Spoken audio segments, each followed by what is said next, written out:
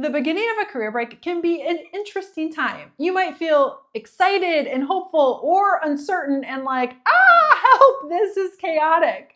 Well, in this video, I'm going to share insights that will help you feel more grounded and set you up for success during this season of your life. So let's get started. Insight number one is to set up routines that serve you. Now, you might be coming from your pre-career break life of having a job and having very set expectations and routines. You get up at a certain time, you leave for work at a certain time, you take lunch at a certain time, you drive home at a certain time, and now on a career break, all of it's like a bit more loose. Yes, there are things that need to get done, and yes, there are certain schedules, but those schedules might not even be your own schedule.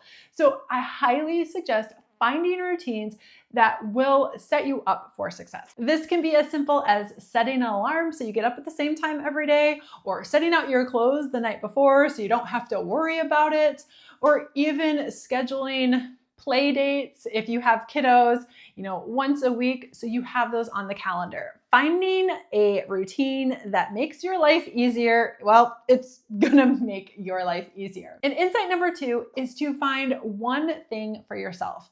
This is especially true if you have stepped into a caregiving role where you are just giving and giving of yourself. Now, for me, I have my 1 hour in the morning that I work out, and it just sets the tone for the rest of the day. Now, I get it. You might not have an hour, but even finding 10 or 15 minutes each day that you can look forward to. And this could be reading 15 minutes at the end of the day, or having a 10-minute shower that's uninterrupted.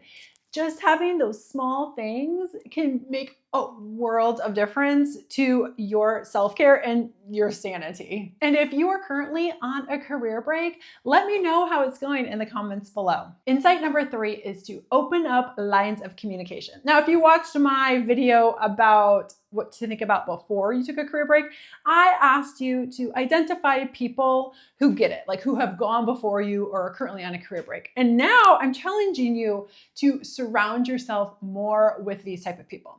For me, it was joining a mom's group, which was amazing because I could just authentically show up as myself. There was no preparation. I'm like, look, here's my sweats, here's what you get. And it was just raw, candid conversation that my soul needed. For you, you might be seeking out other moms, or maybe you want to talk to people who have already gone through the other side and you're looking for advice from them. Whatever it is, open up those lines of communication. And if you have a partner, make sure to have ongoing conversations about how you're doing and how they're doing, so you're always going to be on the same page. And insight number four is to give yourself permission to rest. This was a biggie for me. I had the mindset that, look, if the kiddo is sleeping, then I must be doing something.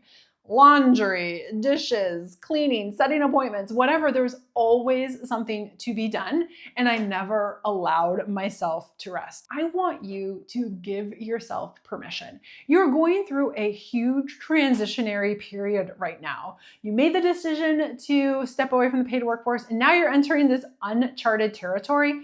It's normal for your body and your mind to be tired.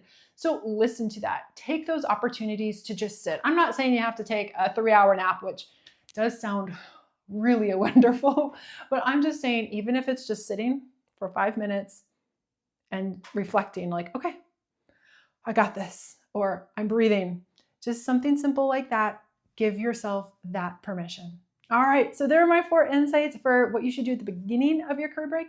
Make sure to check out my video here where I talk about what you should be thinking about during the middle time of your career break. All right, I'll see you in the next video.